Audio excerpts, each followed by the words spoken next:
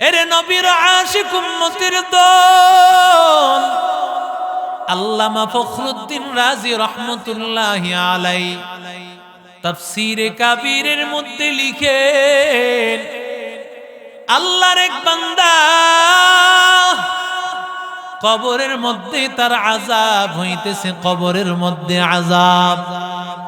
মুসা পয়গম্বর, মুসা নবী রাস্তা দিয়ে হাঁটতেছেন, হঠাৎ করে তিনি কবরের পাশে দেখেন এক কবরের মধ্যে আযাব হয়। মুসা নবী এই অবস্থা দেখিয়া তুর পাহাড়ে আবার চলিয়া গেলেন। তুর পাহাড়ে যাইয়া মুসা নবী আল্লাহর সাথে কথা বলিয়া আবার যখন কবরের পাশ দিয়া যান, মুসা নবী তাকাইয়া দেখেন ওই কবরের মধ্যে আর আযাব হয় না। সুবহানাল্লাহ, আরো জোরে কোন। মুসা নবী ওই কবরওয়ালা বান্দারে জিজ্ঞাসা করেন, এরে আল্লাহর গোলাম, তোর কবরের মধ্যে দেখলাম আযাব, কিন্তু কেন তোর কবরের মধ্যে আযাব বন্ধ হয়ে গেল, কি কারণে? আল্লাহর বান্দা ডাক দিয়া বলে, ও নবী, আমি দুনিয়ার মধ্যে যখন ছিলাম আমার বিবির পেটের মধ্যে একটা সন্তান ছিল। আমি বিবিরে ডাক দিয়া বলেছি, বিবি, তোর গর্ভের সন্তানটা যদি হয় ওই সন্তানটাকে তুই মাদ্রাসায় পড়াবি, কোরআনওয়ালা বানাবি। হামজা রাদিয়াল্লাহু তাআলা আনহু হামিউস সুন্নাহ মাদ্রাসার মতো এমন একটা মাদ্রাসায় দিবি। বিবিরে আমি ওয়াদা দিয়েছিলাম, আমার কপাল বড় মন্দ, আমি আমার বিবিরে পাই নাই, দুনিয়া থেকে আমি বিদায় হয়ে গেছি। আমি দুনিয়া থেকে বিদায় হয়ে যাওয়ার পরে আমার বিবির গর্ভের সন্তান, ওই সন্তান দুনিয়াতে আগমন করেছে। দুনিয়াতে আগমন করার পর সন্তানটা সবে মাত্র মাদ্রাসায় পড়ার উপযুক্ত হয়েছে। আমার বিবি সন্তানটা যখন কোরআন পড়নেওয়ালা হয়েছে, সন্তানটাকে মাদ্রাসায় নিয়া ওস্তাদের কাছে হাজির করেছে। ওস্তাদ ওই সন্তানটাকে প্রথম সবক পড়ায়।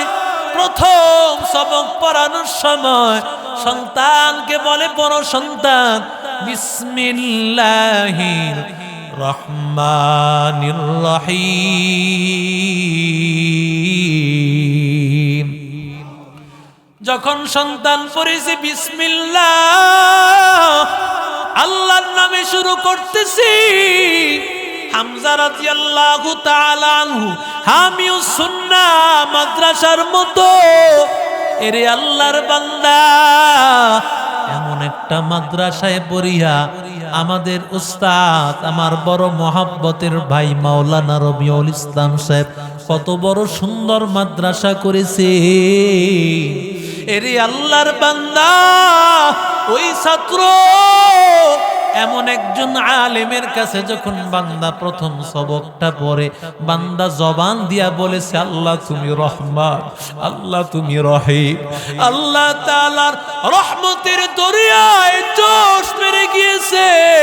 আল্লাহ ডাক দিয়া বলেন, ও জাহান্নামের ফেরেশতা, এই বান্দার কবরে আযাব দিও না, না না, এই বান্দার কবরে আযাব দিও না।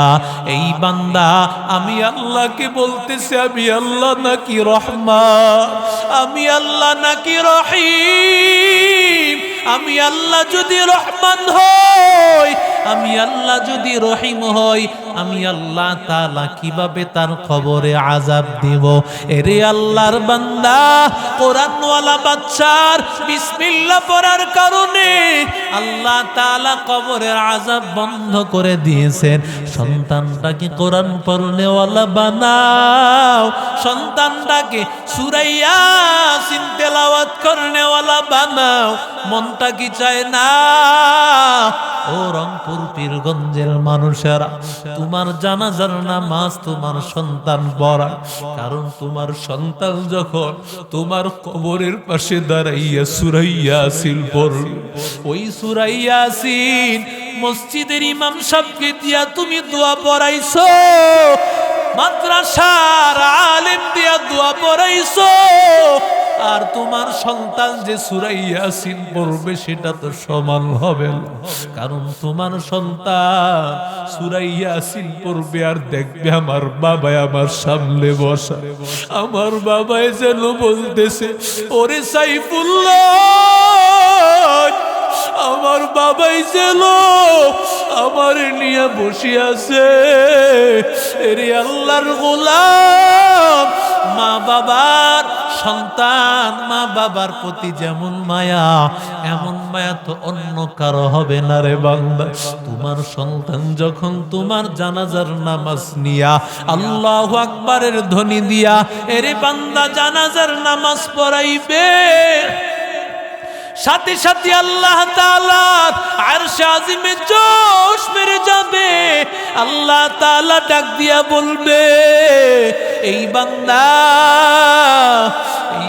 আমি আল্লাহকে বলেছে আমি নাকি বড়, আমি আল্লাহ যদি বড় হই, আমি আল্লাহ তার কবরে আযাব দিব কিভাবে?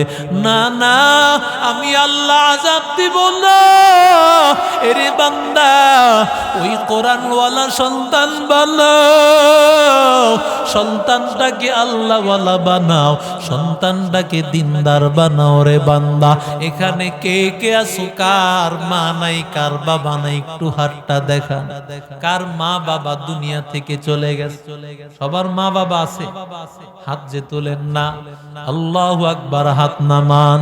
অনেকের মা বাবা নাই, অন্ধকার কবরে ঘুমায়। আজকে যদি মা বাবায় থাকতো, মা বাবার হাতে কিছু দিলে বান্দা মা বাবায় তোরে কলিজা দিয়া দোয়া করত।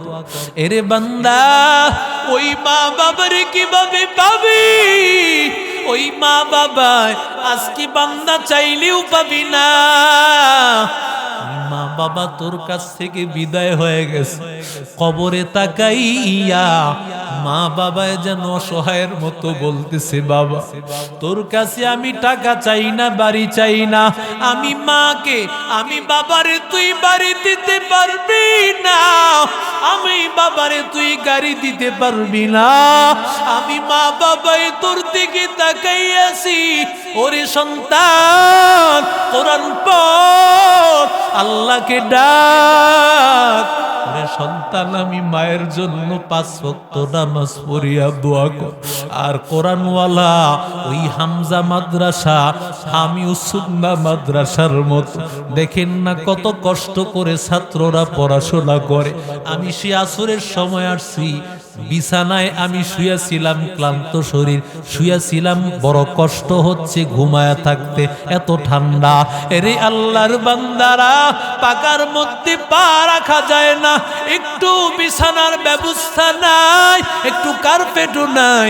এরে বান্দা, অনেক কষ্ট করিয়া ছাত্ররা পড়াশোনা করে, একটু কি মহব্বত লাগে না? আমি একজন আল্লাহর বান্দা দেখতে চাই, সর্বপ্রথম হাতটা তুলিয়া বলবেন, হুজুর আমি এই হামিউস সুন্নাহ মাদ্রাসা হামজা রাদিয়াল্লাহু তাআলা আনহু, নবীজির চাচা, তার নামে আমি মাদ্রাসায় 10,000 টাকা দিব। এমন কোন আল্লাহর বান্দা আছেন? একটু মহব্বতে হাতটা তোলে।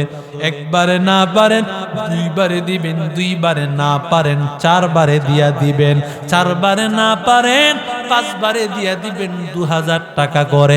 সামনে রমজান আসতেছে, নামটা লেখাইয়া নেন।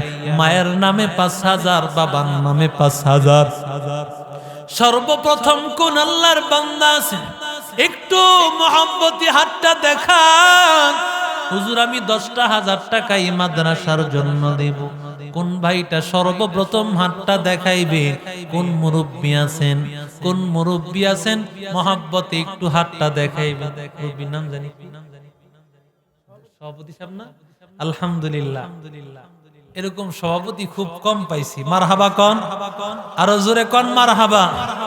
জনাব সৈয়দ মঞ্জুর হোসেন ফাইন সাহেব, অবসরপ্রাপ্ত সেনা প্রধান, আলহামদুলিল্লাহ 10,000 টাকা। নারায়ে তাকবীর,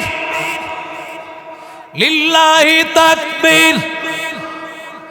আল্লাহ সভাপতি সাহেবের হায়াতে বরকত দান করেন। আয় আল্লাহ পরিবারের সবাই এর কবুল করে নেন। আয় আল্লাহ হাসুরের ময়দান, আয় আল্লাহ কোরআনওয়ালাদের সাথে, আল্লাহ হাফেজদের সাথে জান্নাতে উঠাইয়া দিও। জোরে বলেন আমিন। সেনা দায়িত্বে যারা আছেন